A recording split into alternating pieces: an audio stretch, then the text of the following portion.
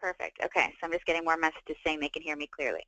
Okay, so what I want to do today is talk a little bit about the idea of non-standard lift. So we spend a lot of time, as probably do you, talking about what a standard lift is and how to do that safely. And that's fabulous and super important because we definitely want our staff doing as much lifting as possible in the safest way possible. However, a standard lift or lifting of a box or a load that doesn't shift or move and is pretty standard size, is not everyone's reality. In fact, there are a lot of folks that it's not their reality at all. And so we wanted to address a little bit of the idea that there are some non-standard lifts out there. How do we educate our staff about what is a good lifting technique to use? And you'll see as we go through the webinar today, I've got some examples and case studies. I've tried to pull from a lot of different areas. So there are definitely some healthcare examples, some sort of construction examples. There are some manufacturing examples as well, some childcare examples. I sort of tried to pull from a whole bunch of different areas. Now, that said, some of you may not be in one of those areas, and if that's the case, then you just need to make sure that you let me know, and if you have questions, I will happily address those sort of as we go along. I did get a few questions via email before the webinar of things people were hoping I could address, so I will do my best to sort of speak to those as we go along or answer those questions at the end. So if you do have questions, as always, just shoot me a question through the question box as you have been doing already, and I will try and get those as we go. And then if I can't catch it while we're there, then I will make sure that I get it at the end and review all the ones that are outstanding. All right. So my plan for the day is to talk very briefly about what is a standard lift, only as a base for what is non-standard. So that's really sort of the goal for the beginning here. And then I want to talk a little bit about some examples of non-standard lifts and when they might occur in the workplace. And ultimately, what are the unique challenges and hazards associated with a non-standard lift, because they are a little bit different typically than a standard sort of box, lift with your back, or lift not with your back, lift with your legs, not with your back. Ultimately, we want to talk a little bit about what are the unique challenges. And then once we know the challenges, we know what we're looking to improve when we get to making change here or education. So I'm going to finish by providing some tips for those non-standard lifts, keeping in mind, again, that everybody's quote-unquote non-standard lift is going to look different. So a healthcare non-standard lift versus a manufacturing non-standard lift are going to be very different, because we're talking about people versus equipment or product or boxes or something that are just happen to be really oddly shaped or shifting weight or imbalanced, right? So we want to talk about those. But again, if there's anything that you want to talk about specifically that I missed, then make sure you ask those questions. I have finished with a couple case studies, just so you can sort of see how we would process through educating someone about different lifts and what sort of things we're looking for when we ultimately are evaluating the safe lifting element of a job. So a standard lift, I think most of us are probably pretty familiar. It sort of has some very basic principles, but they apply essentially to boxes or other similar sort of static objects that don't shift in weight or move, that are relatively easy to carry. Ideally, a true, very true, consistent standard lift would actually be something that you can put it ultimately just about between your feet, right? That you can actually get right tight close to, and that you can scoop and keep close to your body, but you can get it right between your feet. So anything that is a box or any other object that is not able to do that, right? That you have to, if you can't straddle it, you have to keep your feet behind it. That changes the posture of the lift, the reach, etc. And so now it instantly becomes non-standard. So the ideal load would be balanced and directly in front of the lifter, would be comfortable and have an easy to grip. I've got it in their handles. It doesn't necessarily have to have handles, as long as it is easy to grip. So the previous picture is a box, which often doesn't have handles, but they are, if it's the right size, is typically easy to grip, right? That you can hook it underneath on both sides, and that gives you a nice sturdy grip position. So comfortable, easy to grip handles, or at least easy to grip and handle. In an ideal world, it would not be lower than knuckle height. That's a true sort of ideal.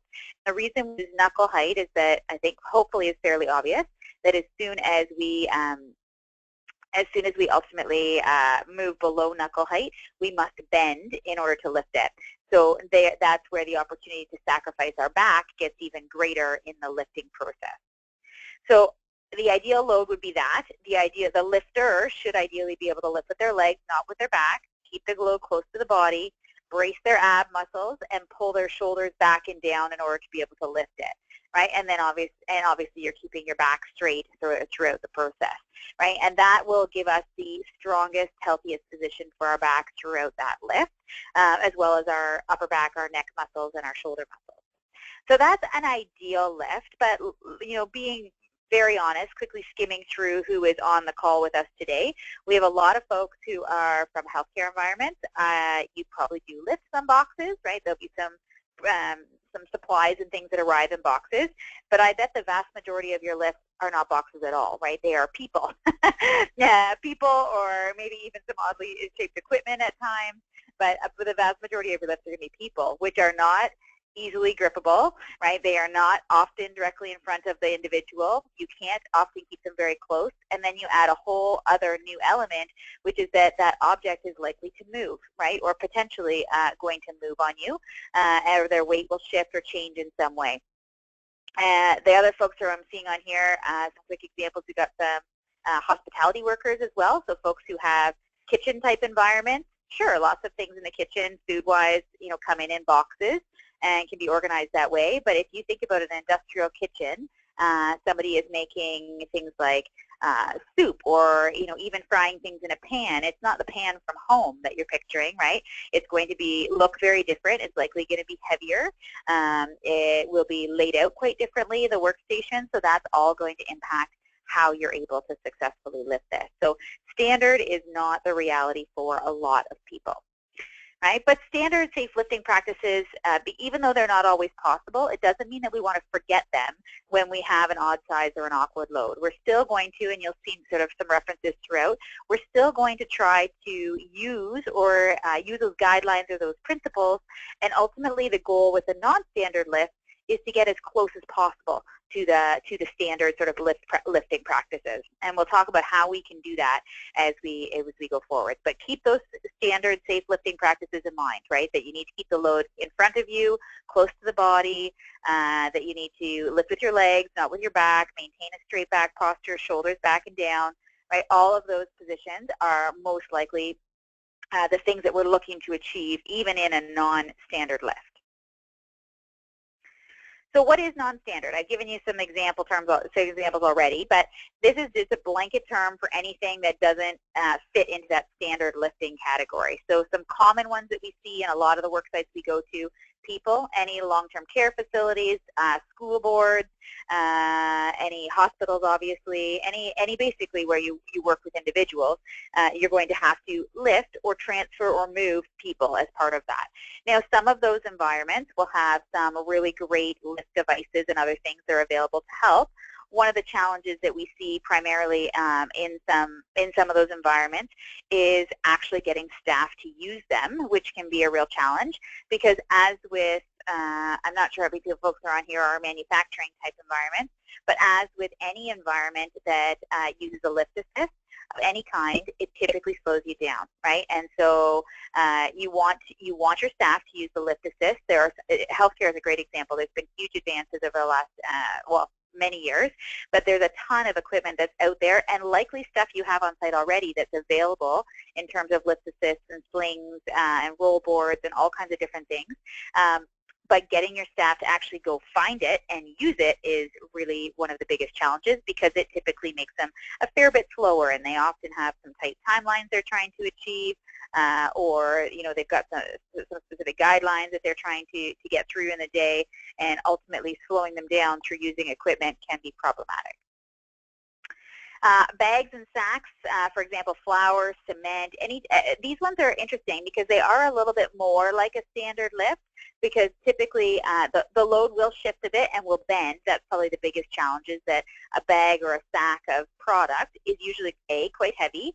Most of them are at least 40 pounds.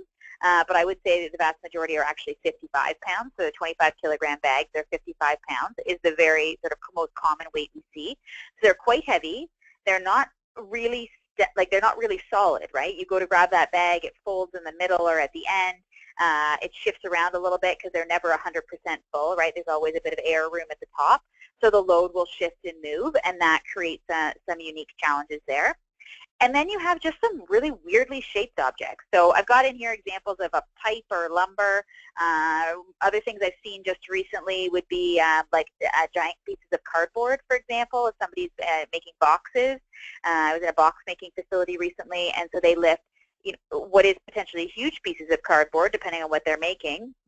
And they may lift multiple boxes at a time, which, one at a time isn't such a big deal. We're talking about 4 or 5 pounds to make like a big Gaylord carton, massive thing, right? They're 4 or 5 pounds maybe, but when you are making those boxes sort of on the manufacturing end of the actual build the box component, not use it, they're lifting, 4 or 5 of those at a time, maybe more, and now you're up to 20, 30, 40 pounds. Right? So long objects that are awkwardly shaped, because instantly they're awkwardly shaped when they're long, it becomes really hard to balance that load. Right? If you've ever tried to lift anything that is long and skinny, even if it's not that heavy, you really have to get the midpoint of that object supported in order to get any opportunity for balance. But we are not balanced either, right? If you take that load anywhere, so if you have to walk 2 steps, right, from one machine to the next to transfer it, our walking movement isn't a balanced movement. And so the moment, let's say you have it and it's balanced when you're leaving, a workstation 1, you do a step turn, you take 2 steps, which you've used good work practices to make that transfer. That load is going to shift in the process because we don't walk, in a nice even way. So your weight is going to shift as the weight of the load is also going to shift, and then you have to counteract that, which makes an object that is 10 pounds feel heavier, right? Because now we are actually fighting against its gravity element. It's trying to tip on you, and you're fighting back against it. So even though your object may not even be that heavy, ultimately it does change the weight and how your body reacts to that. So I want to talk briefly about these 3 examples of the kinds of lifts, because I think these are the most standard, the most non-standard types of lifts that we see. And I want to talk about the challenges, and then we'll talk a little bit about some of the solutions as well. So lifting people, like I said, is one of the hugest ones that we see. Anytime we're in any kind of hospital, long-term care facility, et cetera, school board, we're going to see a lot of people moving and lifting. That's just part of life. And there are a lot of challenges associated with this, especially when you, as patients, perhaps you're dealing with like a palliative care unit. Those patients are probably not ambulatory. They're not really moving very much. They, perhaps aren't able even to get up on their own. If they are, they need a lot of assistance to make that happen. And so ultimately, you often get folks who are fairly heavy because they're not mobile, so they're not necessarily able to manage weight in any way, right? They're dead weight as well, right? They don't help very much, and that is true as well if someone is, not necessarily in a palliative care type unit, but is, maybe been knocked out. So you have a paramedic who is going to respond to a situation, and the person has passed out. Right, and so they are on the floor somewhere, and they're dead weight because they're not able to help you in the load. So that makes a huge impact on your ability to transfer that person. The flip side of that is that they are awake, and they make unexpected movements, right? So this is especially true, again, of folks who perhaps their mental capacities aren't there, or they are struggling with they're scared, or they don't want to be lifted, or there's something else that they do during the lift that is going to impact your ability to transfer them. Because if they move, then all of a sudden the weight balance that you thought you had planned out is shifted, and one person, or maybe if you're using more than one person, or yourself, all of a sudden is managing a shift in weight, right? So that can be a huge challenge as well. Oftentimes, if we're doing a people lift, they're not easy to lift up, right? So we're lifting them from the floor or from a chair, like getting them standing from a wheelchair, for example, or from a bed, perhaps, transferring them from one bed to the next, right? If you are doing a lifting in those positions, rather than using some of the devices that are available, that can be very awkward. Imagine lifting someone who is 300 pounds from the floor because they've fallen, and that there's no other way to get them up and on the gurney, the stretcher, to respond to the emergency, right? That creates a very awkward position. And they don't always fall in the most convenient locations, right? Like places like bathrooms are a very common area for people to fall. And so you have a paramedic who has to respond to someone who's in a bathroom. Well, imagine how big your bathroom is. What happens if you fell in the bathroom and couldn't get up, right? You've got toilets, showers, maybe a narrow walkway getting in and out. There isn't a lot of space in there for them to get in and do it properly, right?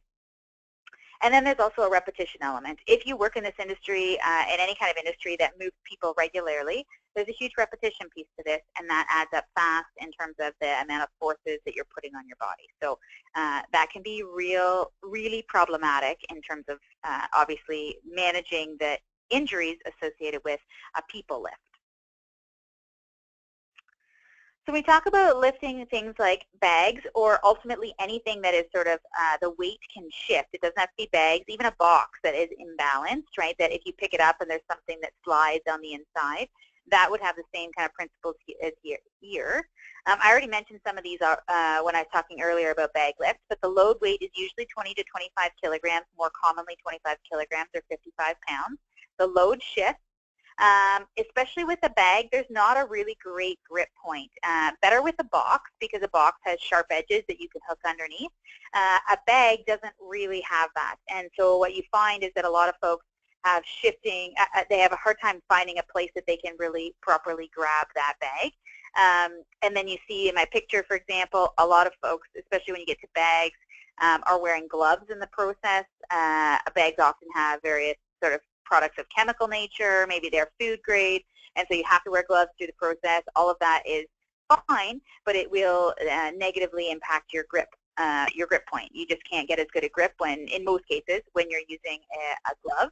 Now, in the picture, I think that person looks as if they're wearing some sort of rubberized sort of hand glove, so the hand component is a bit rubbery, which may help the lift in this case, but in many cases, if the gloves aren't properly fitted, or they're not a material that's really well meant for lifting, or well meant to sort of create a amount of friction with the object being lifted, then they can be a detriment, not a help, right? In many cases, when we're talking about bags or non-standard sized objects, anything that's at that sort of shifting weight component, a lot of times we're doing something like palletizing. So I've given that as my picture example today. And obviously, palletizing brings with it its own challenges, right? We are looking at the distance of the reach to palletize or pack to a skid. It's awkward. Many of those skids are, 4 or 5 feet by probably about the same. And so what you end up getting is a lot of additional reaching, because most often, like let's say these bags were coming off a line, the line is probably to, let's say, to the right of that individual. And so he's going to grab those bags and have to transfer them to that skid, and likely he's not going to walk around it, right? Or perhaps he doesn't fully walk around it, or he's not capable of doing so based on the location of the skid, and that totally changes the reach and the ability to properly palletize them or pack them, or ultimately you sacrifice your posture in order to be able to do it the way it needs to be done. And I just watched this happen the other day at a facility I was at, that they were palletizing, and they had 55-pound bags that they lifted in a skid, and the skid would be stacked to approximately 6 feet high. Ultimately, they put 40 bags, 8 rows of 5 bags on this skid, and it adds up to approximately in the end, approximately 6 feet, which is quite high. And I'm only, some of you know me, some of you don't, I'm only 5'2", and so when you ask someone my height to try and do that job, I'm likely to struggle, just because I'm going to find that quite difficult. It's going to be quite a bit higher than I'm capable of handling. So. Oh, I'm getting a comment, sorry. It says, this individual is standing fine, yes. It seems that the load is away and his knees are not bent. It's already raising an MSD question. I agree. It's definitely not an ideal position to be in while you're performing this lift, for sure.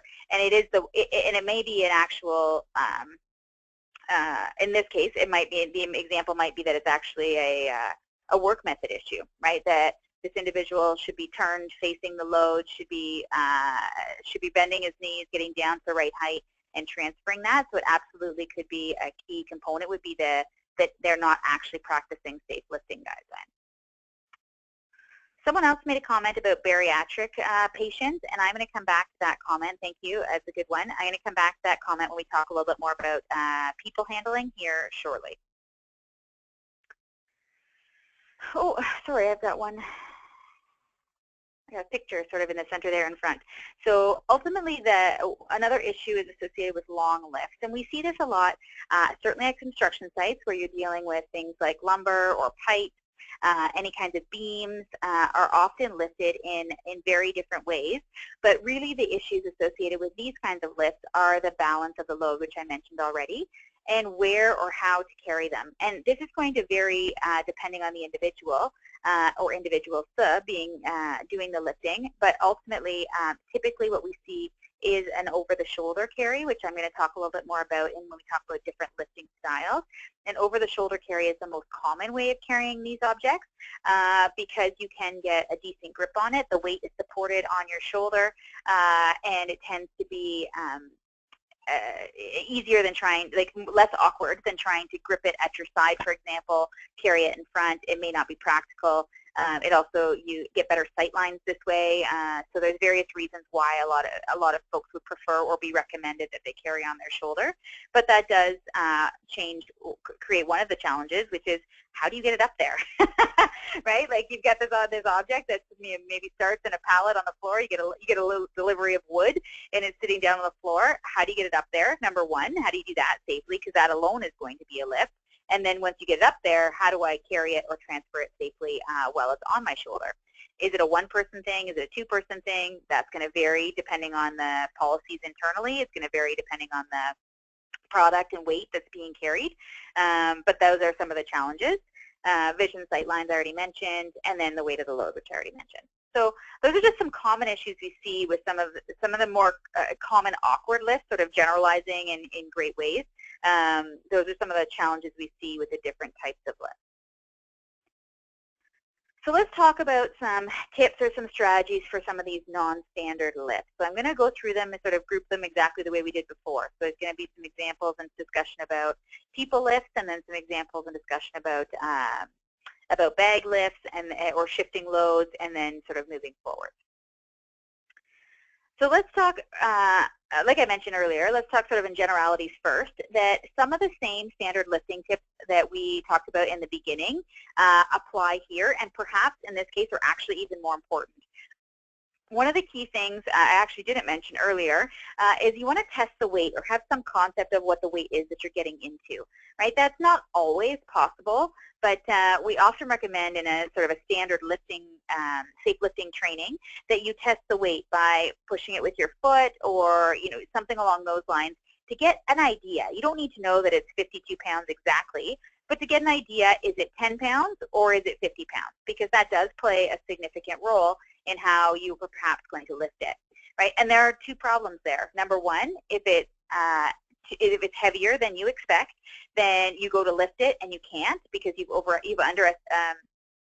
overestimated your ability, right? You think you can do it, but you can't. That's hugely problematic.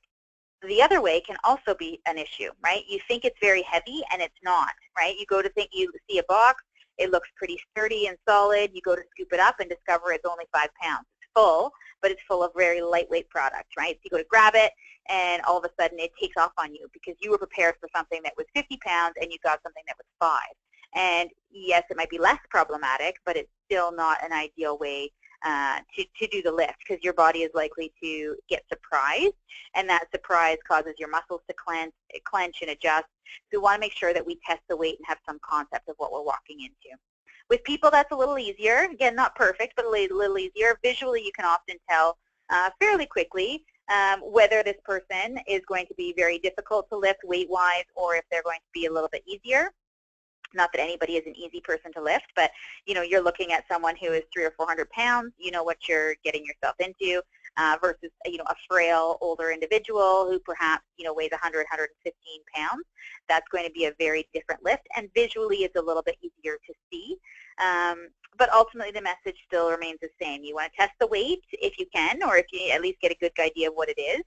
get a good grip or hold on the load. And this can be one of the most challenging parts when you're talking about people and non-standard lifts, is how do you actually grab these individuals or these things, right? A good grip or hold might be as simple as, let's think. So a good grip or hold, my business partner Sarah spent a lot of time in a healthcare type environment. So she often talks, when we do trainings in school boards and in hospital environments, she talks about using the things that are present. So for example, you are, you're trying to transfer a student who is in a wheelchair onto the toilet, right? So you have to do a lift because you have to get them out of their wheelchair, and then you have to do sort of a pivot turn to get them into the new position that they need to be in. How do you get them up and out? And in some cases there's an assist available, but in some cases there's not. And so, or it's not easy to access or not applicable for that individual, etc.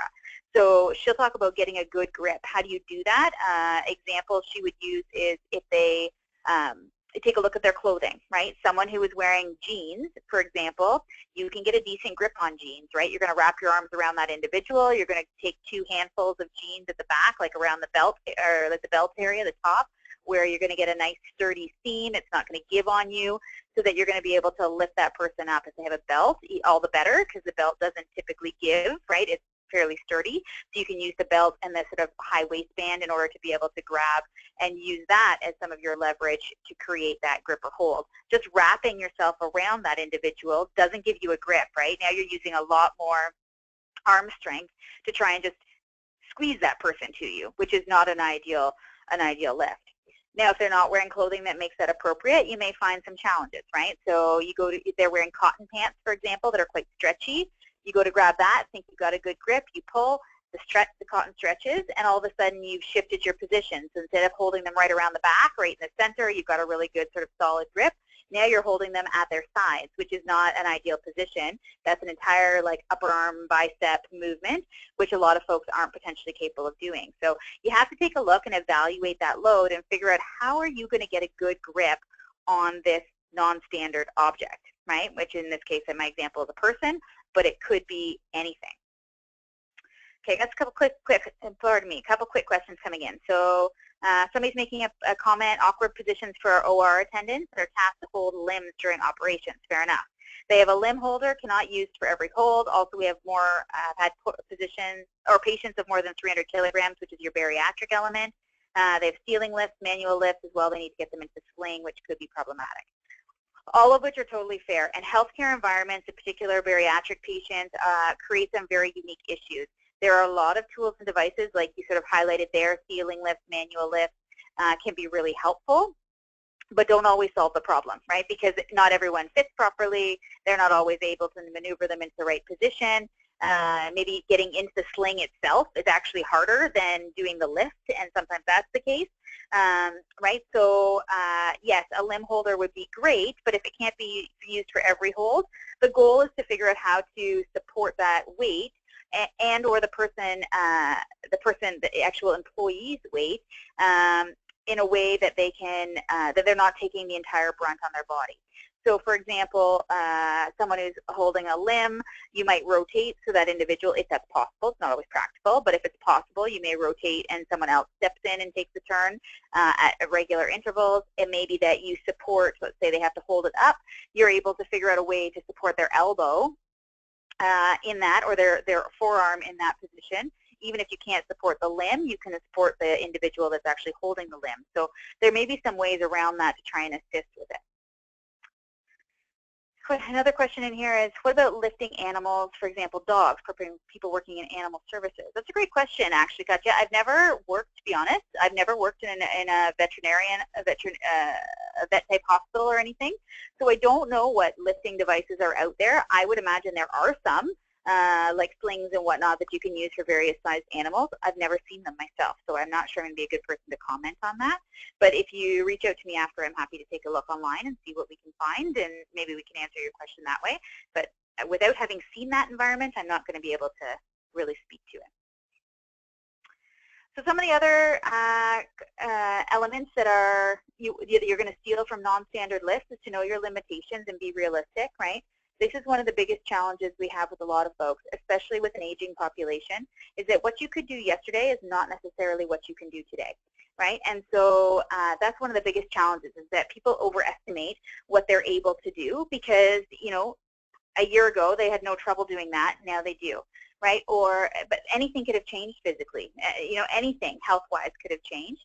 And day-to-day things change. How you feel today versus how you felt yesterday, how much sleep you got, if you went to the gym or not, your muscle fatigue element. There's lots of factors. So you need to know your limitations and be realistic, and realistic day-to-day, not just looking at it from an overall perspective.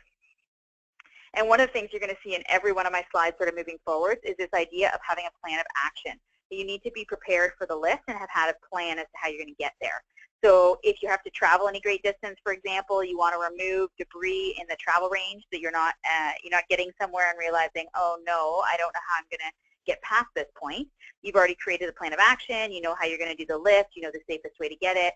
You've thought about how you can, you know, be in the best posture possible, and you've removed everything in your path of your line. So there's some basic standard lifting techniques that are absolutely going to apply to your non-standard lift. Let's talk about some of these individuals here. Oh, hold on, I've got another question popping up. Oh, no more questions. Just a thank you. Okay. So when we're looking at improving non-standard lifts, a common practice that we see in all environments, in healthcare environments, in manufacturing environments, on construction sites, it's very common to see a partner lift as a solution to a lifting problem, primarily a weight problem, right? A lot of companies will have a standard weight that they sort of set. So lift greater than 60 pounds require 2 people, for example, is a common thing that we hear, which is fine, but partner lifts bring with it their own challenges as well. So we're going to talk about those here on, I think, on the next slide. Let me just check my time, okay? You may actually perform an alternate style of lift, right? For example, the one I've given already is putting lumber on a shoulder rather than carrying it by your hand. And there's lots of reasons why that is a practical approach. And sometimes it's about the height of the load, for example, or the weight, that you may actually change how you lift it based on the type of movement that you have. You're going to want to work on getting into the best position possible for the situation. We realize it's a non-standard lift. It's not going to be right between your feet. It's not going to be directly in front of you. If it was, it wouldn't be non-standard, right? That would be an easy one to address.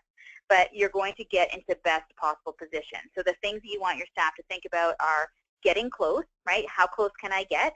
Is the load height adjustable? Can I do something to raise or lower it so that I don't have to bend down to the floor height? For example, I just did just yesterday I was in a facility and those individuals had slabs of plastic, so not plastic, wax, excuse me, so big pieces of wax, like 10, 15-pound pieces of wax that they had to lift.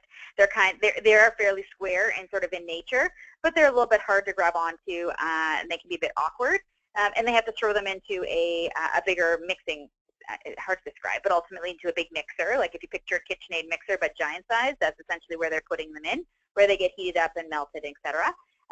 And so they had those. They had bags of various like small pieces of wax that were also needed to go in there. They had boxes of multiple pieces as well, so that that weight or load might shift a little bit. And so to improve the posture in that case, when they were loading these tanks, they would use the forklift, bring it in, and adjust the forklift height to the right position. And it took them 5 minutes to unload the volume that they needed, but they would essentially use a forklift or some sort of lift assist to get the load up to a higher height, so it was easier for them. They didn't have to bend down to the ground in order to grip these one at a time and throw them into the tank, right? So they're looking at ways to get their load into the best possible position. Otherwise, they have to bend down to the ground. And assistive devices wherever possible and practical. There are all kinds of assistive devices that are out there, and that are really, some of them are really quite genius and interesting. I've got some examples and some future slides. By no means is it an exhaustive list, but I thought it was maybe appropriate to share some examples of some assistive devices that are out there. But no matter what happens, you're always going to pre-plan your list, right? Whether it's in a team of 2, if you're just on your own, and this is where people are good when there's 2 people, not as good when there's 1 person, right? And not as good when it's a lift you do every day. So if it's something that's relatively consistent, people are not as careful about the lift, right? Because they do it all the time. So they get into sort of autopilot mode, and they don't necessarily take the time to think very quickly about what are the hazards that are present today that perhaps weren't here yesterday. How is that going to change my lift?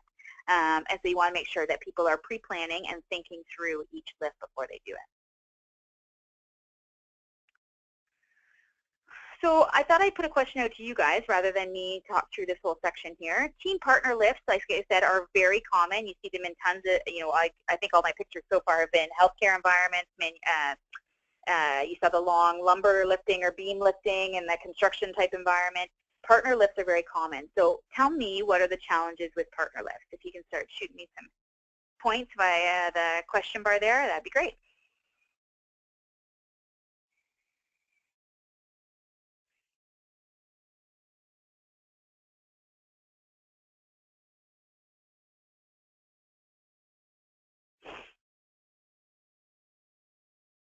Okay, so the first example I've got coming in here is, let me just read them.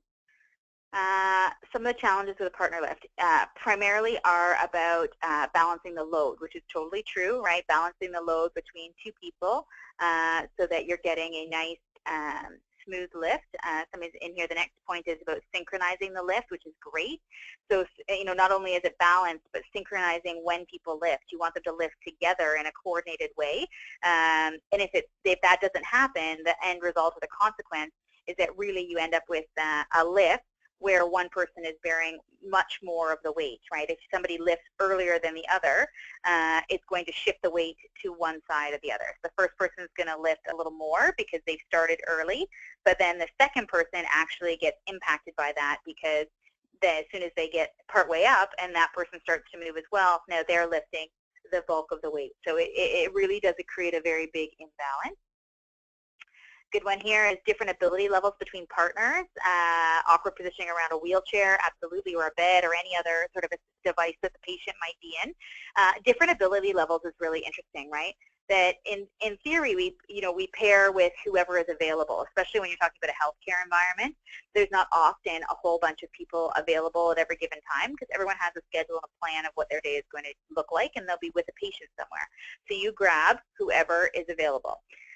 That does not mean that person is a good lifting partner for you, which is one of the challenges, right? So they may be of very different abilities. You get someone who is a very fit, very strong, and you can easily, they are much stronger than me, for example, as a small female. I'm, even though I do go to the gym and try and stay healthy and fit, there are going to be lots of people out there that are much stronger than me. If I pair myself with someone like that, all of a sudden, that person lifts what they think is a way that's going to make the load balanced.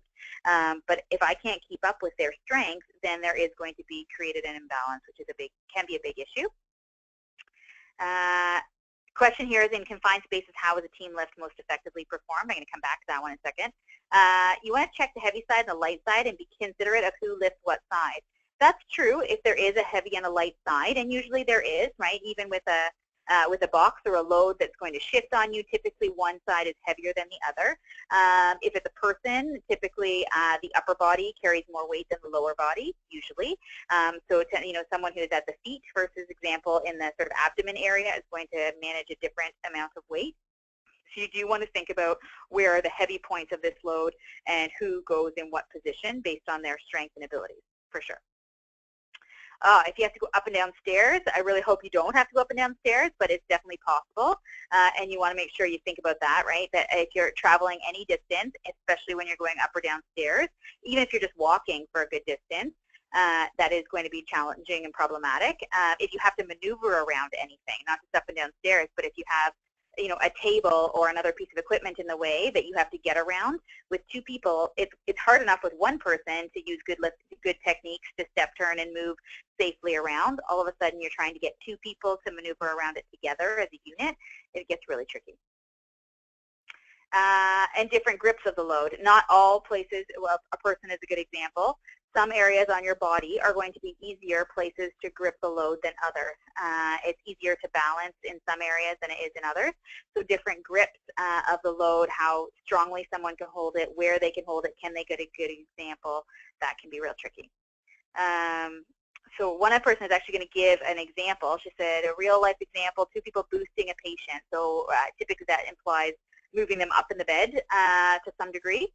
And one was using wrong body mechanics, and during the boost, their back gave out. As a result, the partner was not prepared for the abrupt stop, which is a real challenge, right? If one of your partners all of a sudden, think about you even moving a piece of furniture. One of you starts to lose your grip and has to put it down unexpectedly. You might vocalize that, but it's happening so quickly that the other person can't necessarily respond, right? In this case, back gives out, they can't handle the weight anymore. All of a sudden, the other person isn't ready for the stop, and they had their impact on their back as well. So in this case, both individuals got injured because one person wasn't using the right body mechanics, right? So it doesn't necessarily just impact the person who is actually doing it poorly. It may impact everyone in a 2-person lift, which is great.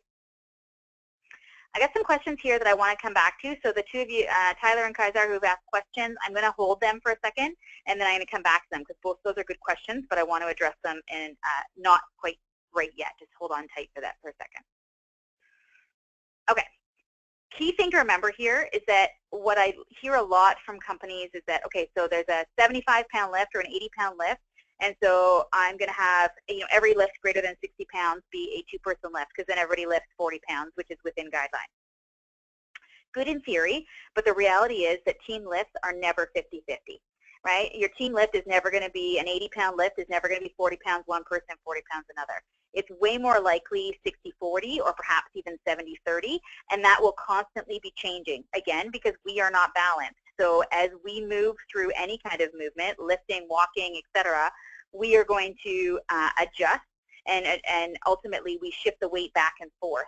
And so you're probably more like at least 60-40. So if you've got an 80-pound weight, one person is going to be lifting 46 pounds approximately, the other person's going to be lifting 34, and that's going to fluctuate up to maybe 50-30, and then it might shift back down to 50-50 once in a while, but it's going to be a very brief period of time. You're way more likely to have a 60-40, 70-30 split.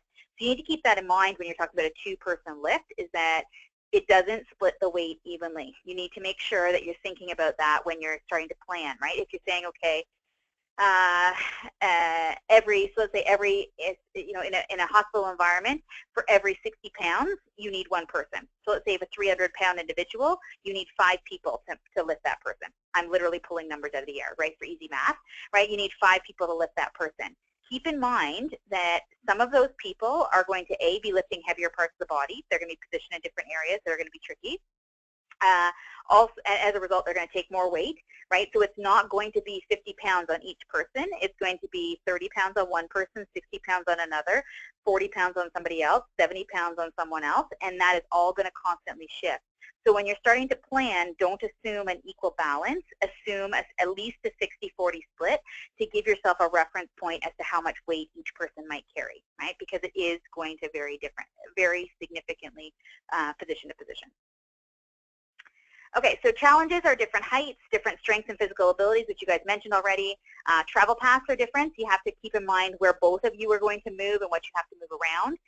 If you have to rotate or shift a load in some way, which is very common, especially with a 2-person lift, and then the weight balance as it shifts during the lift or the load. That can be hugely issues. One of the other things that so the one question that someone asked here is, in confined spaces, how was a team lift most effectively performed?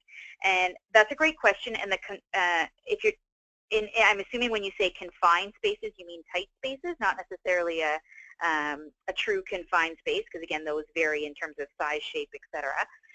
But ultimately, in any kind of tight space, the lift is most effectively performed by getting both people as close to neutral as you can.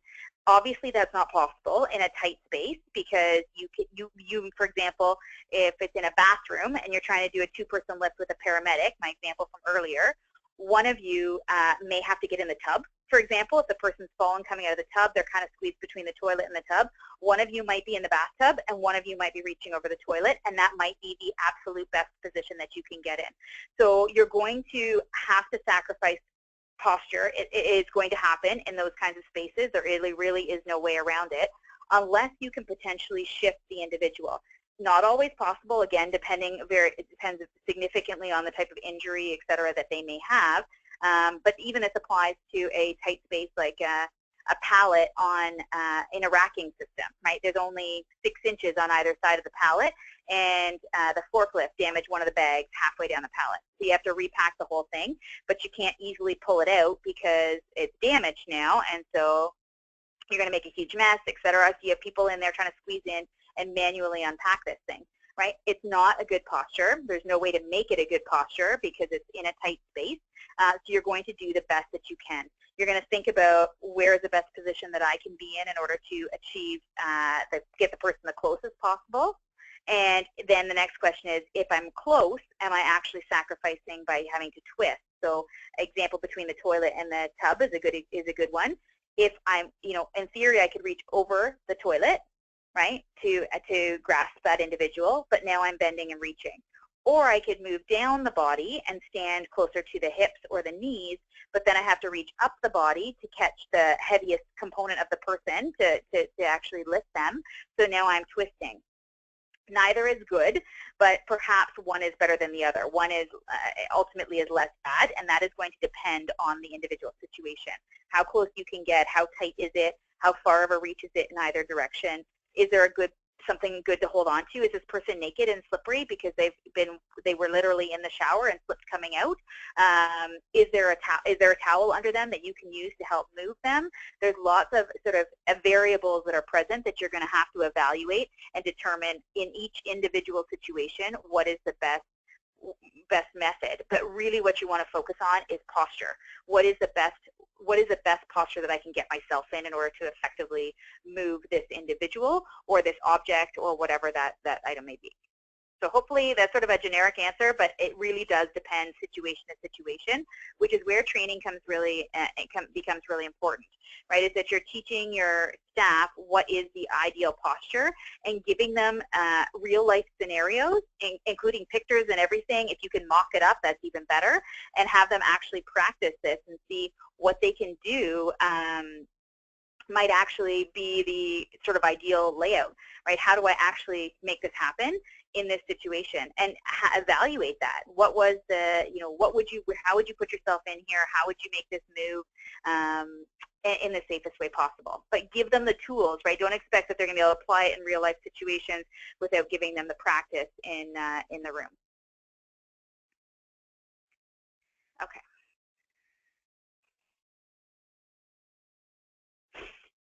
So team partner lifts, some tips, right? Have a standard, right? A lot of companies do have a standard. I would say 50 pounds is the most common standard that I see, but there are some companies that don't. There are some companies that say things like, if you don't feel comfortable, ask for a second person. Well, I got news for you.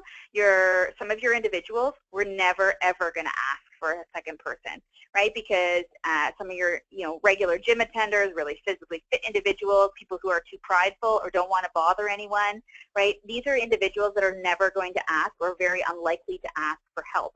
And so I would strongly encourage you to set a standard. At 50 pounds is common. It's not necessarily the right number. I'm going to talk to your question here in a second, Kaiser, but it's not necessarily the right number, but it is a number that says if the lift or the object is greater than X amount of weight, you must have a second person assist you with the lift, right? So give them a very clear-cut guideline as to when they needed 2 people, and enforce that guideline. So when someone does get a lift that is more than 50 pounds, they know that they need to find a second person for help. 2-person lifts are notoriously tricky. You want to have one person in control and communicating and selected before the lift. So it's very clear who's in charge in that situation so that they will be the people who give the verbal cues, right? We're going to lift on 3. So 1, 2, 3, lift. Okay, we're going to get started. Everybody ready to go? Everybody ready? Eye contact with everyone. Yes, we're ready. Okay, so on 3, 1, 2, 3, lift. And that gives the verbal cue that everybody is going to lift together. And the same thing. 1, 2, 3, lower, right? So that one person doesn't start the lower ahead of time, but you're going to give all those verbal cues before you begin the lift, because that person is pre-selected. If it's possible, right? If it's a 2-person lift, for example, if it's possible, similar height people should work together, right? You shouldn't have a 6'4" and a 5'2" person working together to do a lift. There is absolutely going to be an imbalance if that's the case. Now, if you have to, because you're in a situation where that's what's available, then you may very well work around that, right? There are ways to, like a 6'4" person, this is kind of an extreme example, but a 6'4" and 5'2", your 6'4" person is going to have to get a little lower, right? So they're going to squat a little more. Your 5'2" person is going to be a little taller potentially in this situation, right? You're going to sort of adjust a little bit to try and balance that out to some degree, but if it's possible, you want some similar height people doing this load. Clear verbal cues, proper handholds for all lifters, right? This is where, you know, you're lifting a piece of furniture and you've probably been there before where you've started to lose it or your partner has started to lose it because there isn't, you know, every piece of furniture is different. Where you grip it based on your size, etc., might be different. Where it's easy to hold on to versus not can be a challenge. So you want to find proper handholds for all lifters and lift together, which comes back to the communication element. Then you can lift together. So one of the questions that came up earlier, which I want to address now, is what tools to use when determining maximum lifting weight. And that's a great question, and it depends on what kind of object you're talking about. So when you're talking about boxes, bag weights, things like that, that are sort of standard, not people, right? People don't really apply in this case. But when you're talking about things like that, then you're probably best to use, depending on what it is, either the NIOSH lifting equation, and that's typically used for sort of palletizing type activities where there's multiple rows and they're packed fairly consistently. You can also use the Liberty Mutual tables, which were formerly called the Snook tables, and those will help to give you an idea of what the maximum weight might be. And then ultimately, I'll tell you that 50 pounds sort of is your cap on pretty much all of those tools and standards. So you may find that at some point you create your standard or your max for a team lift, for example, as 50 pounds. Anything over that, you need 2 people. I think that's probably where those numbers typically come from. But those are 2 tools that you could at least look at when you're considering max lifting weight. And like I said, they're not necessarily, both of those kind of assume the load is fairly standard. So it doesn't really apply to loads like people, but it would at least give you a starting point, right? In an ideal scenario, this is the max weight. So, you know, this is a non-ideal scenario. So we need to figure out how we can manage that. Great questions, you guys. If you have any more, keep them coming here. All right. So some alternate lifting styles. Safe lifting for non-standard lifts does not happen in only one way, right? It's not like there is one best way to do a non-standard lift. Like I mentioned earlier when I was talking about the different objects and how you get in between a toilet and a tub, etc., variables play a major role in determining what the best lift technique is. I'm going to give you a few examples of sort of common non-standard lift styles, but I just want you to keep that in mind, that variables play a very significant role. So you need to think about things like the starting height. Is it on the ground? Is it at your knee height? Is it at your waist height? That makes a big difference. How is the load balanced? How long is it? How far away is it? Do you have to reach in? Can you slide it forward? Does the load going to shift potentially throughout the lift? Am I doing it with 2 people or with 1? Right? All these variables play a very significant role. So some examples of some different lifting techniques for what I would consider to be non-standard lifts. So looking at the sort of the top one there, this would be common education for a ECE type staff potentially and in a daycare, looking at how you lift children and toddlers, right? Because it is quite different. What you do, you know, there are varying methods, but ultimately the message is you need to get down low in order to pick this individual up in order to do that in the safest way possible with your back straight. Squatting and lifting when the infant is laying on the floor is not necessarily the easiest way to approach this. A very common way to carry a ladder, depending on the size of the ladder, etc., there may be 2 individuals doing this as well, is an over-the-shoulder carry for like a firefighter, as I've got pictured there. Also, you saw my lumber picture, or beams or pipes or anything sort of long and skinny like that. You can get a pretty good grip this way, and it is common practice to carry those types of items over your shoulder, mostly because you use your shoulder essentially as the pivot point. So your shoulder is the balance underneath is where the balance or the fulcrum is, right, where the balance of the load goes, so that ultimately your handholds are only supporting it from as you move from tipping back and forth, forwards and backwards, right? So the shoulder can be a much easier place rather than trying to sort of hook it and carry it down lower at your side. That's entirely an upper arm movement, right, to get the strength required. Over your shoulder is you're going to balance that load, so you're stabilizing it rather than actually lifting the weight now, right?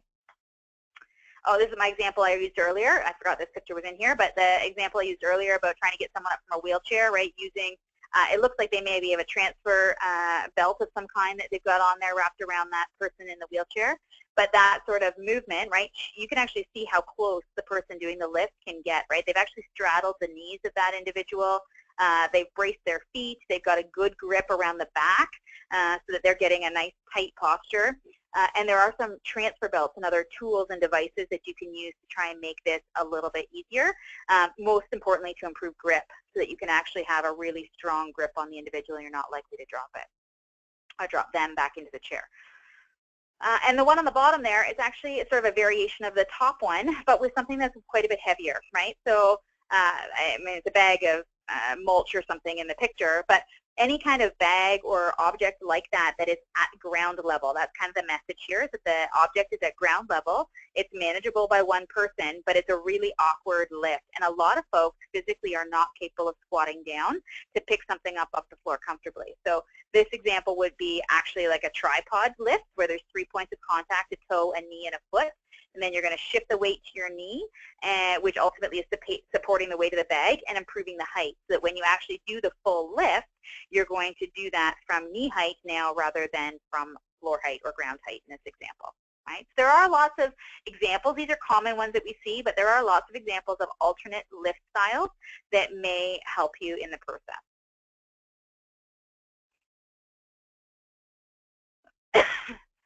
So I mentioned body positioning earlier as sort of a key here. I know I'm getting close to time. I'm being mindful of that.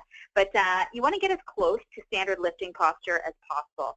So I've given you just a couple examples, 2 good ones and 1 bad. And I'm going to highlight why I thought the two were good and what they are losing in the middle one there.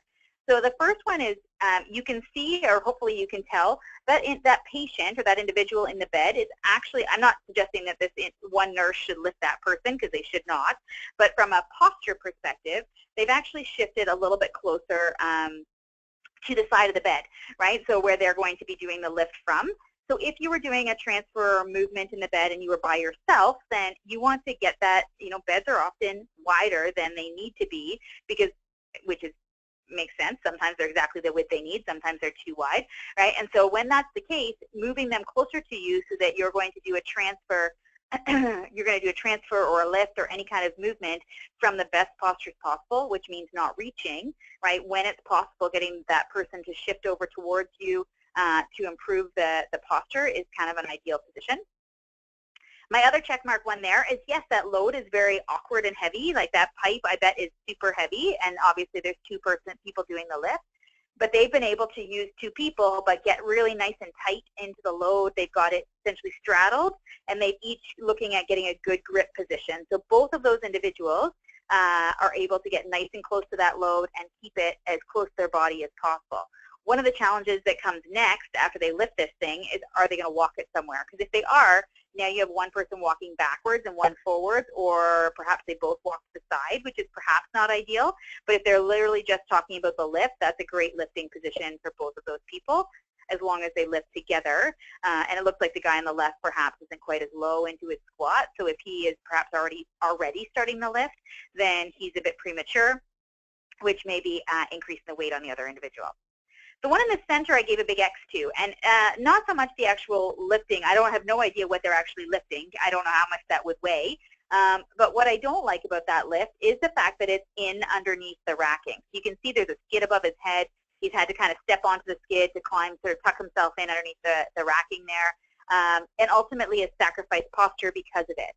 Right? So, there may be ways around that. We often recommend, and maybe we're not quite there in this picture, but we often recommend that in warehousing environments, that when you've unpacked half the skid, right, which would be sort of the next row or so of this one, that you actually go through and take those skids out and turn them around and put them back in, so that they're now turned around and the unpacked half is closest to the outside, so that you never have someone climbing and trying to duck underneath the skid above.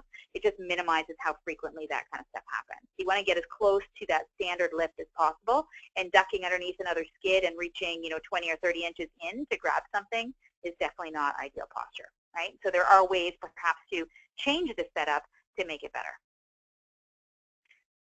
Another question here. Oh, struggle with, okay, somebody says, I struggle with the check mark on the nursing photo. I'll give this an X based on the position of her back. Fair enough. Even though the patient is close to the side, I think it's problematic. I agree with you 100%. So I guess my point in check mark is that what I'm looking for here is the positioning of the patient in order to create a good posture opportunity. Has the nurse actually used good posture? Perhaps not. I would definitely bend with my knees more. If the bed goes up and down, which they often do, I would probably raise the bed height a little bit more. I agree that they've made some poor decisions in here, but the example that I wanted to sort of highlight is the shift of the individual towards the actual lifter. And you would have more than one person doing this lift anyways. So I mean, I hope this nurse isn't about to lift this patient on her own either. So there are definitely some negatives on that. I agree. Maybe I should give it half a check mark. But the one point I wanted to highlight is the actual shift in the bed. But I agree. You're right, Catherine. Problem we have is that patients of minimal assist or all of a sudden collapse. Yes. So patients don't help, and I agree. Patients don't help in a lot of cases. Or if they have a sudden collapse, all of a sudden they're guiding them to the ground like a guided fall, which is a totally different movement, and it's even less of a lift. Really, it's not. You're not really lifting them at all. You're trying to lower them, but it's unexpected and unanticipated in many cases. So you're not necessarily in the right posture to be able to do that, or they start falling in a way that you are not really prepared, a direction you're not really prepared for them to go, which is where assistive devices become super important. I've got a couple case studies. We're basically out of time, so I'm not going to go into them in great detail. I'm going to skim through some of the details. This one is actually a patient followed coming out of the shower. They have to lift that individual. I couldn't possibly highlight all the different assistive devices that are out there, but I just wanted to give you the idea that there are devices that can make these things easier, right? So the example I've got over here is essentially a harness or a belt that creates better grip postures for those individuals and raises the height. I think if you read our newsletter article this month, the example in there is this belt, and ultimately if somebody's on the floor or on the ground, lifting down to the ground is not ideal. So in order to improve the lift height, these belts have essentially longer straps that help you lift at a better position, because now instead of reaching down and grabbing from the bottom, you're going to be grabbing from knee height, let's say. So it gives you lots of leverage, but improves the posture. Right, so that's sort of one way that we can get around with some assistive devices. In a hospital environment, there are literally hundreds of different, well, maybe not hundreds, but there are tens of 20s of different options for lift assist, including slings, manual, overhead lifts. There's like lots and lots of different ways. And educating staff and making sure staff are using them is by far the hardest part, but is key in order to be successful with managing some of those examples that you just gave me, Tom, of things that pop up that are unexpected, right? If someone is in a sling and they go to dead weight, they were a little bit helpful before, and all of a sudden they're dead weight, well, the sling is going to take that weight, right, or manage it better, right? So yeah, those things are challenging. And another comment here is when you have family members or other folks pressuring staff to do it while they're there, not to go find someone else, etc. All of those things are challenging and unfortunately, part of a healthcare environment, that variables that you can't always control for. But proper education of your staff and making sure they understand what their expectations are. They are compassionate people. That's why they do what they do, right? And so as a result, it can be a bit challenging to try and figure out how to make sure that they're doing it as safely as possible, but there are some tools out there in order to help, right? And the tools are meant to protect your employees. That's probably the healthcare-wise we find the most difficult, is that they want to protect I think all healthcare environments do a lot of training. They want to protect, their goal is, they're always so patient-focused, which is, what their career is all about, that they sometimes sacrifice their own personal health in order to protect, in order to help the patient, right? Which is, yes, I understand why it happens from a physical perspective, like purely from a physical perspective for the individual, it's not ideal, right? So my case study for the second one was a contractor carrying something over their shoulder. There are some good techniques for this, and you can find some of this stuff online. So I've got an example here of how to effectively lift something from the ground. You've got a stack of wood on the ground. How do you get that up? And then ultimately, once you've got it up, what's sort of the best techniques or strategies. You can even see they've got like a pad or a cushion on their shoulder, so they're not taking the same pressure on their shoulder as if they just drop that sharp edge of wood on there. So, but the same messages apply here. Think about your technique, look at your posture, try and do this in the best posture possible to minimize your risk.